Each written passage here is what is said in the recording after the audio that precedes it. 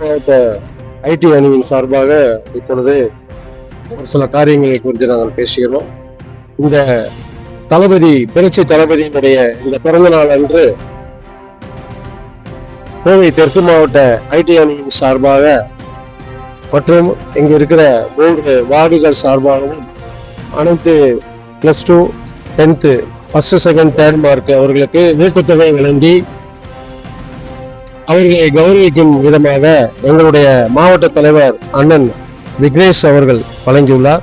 அதுபோக இன்னும் தேனீஸ்வரர் கோயிலில் அவர்கள் தளபதியை வாழ்த்தி ஒரு பூஜை நடந்தது. மற்றுமாக பகுதியினுடைய இடத்தில் அன்னதானம் வழங்கப்பட்டது. மற்றும் மாணவ மாணவியர்களுக்கு நோட்டு புத்தகங்கள் வழங்கப்பட்டது. வந்திருந்த அனைத்து தொண்டர்களுக்கும் கீச்செயின் வழங்கப்பட்டது.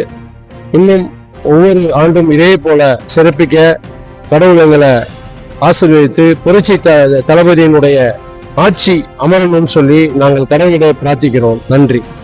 மேலும் இது போன்ற செய்திகளை அறிந்து கொள்ள வேலலூர் குரல் செய்தியுடன் இணைந்திருங்கள்.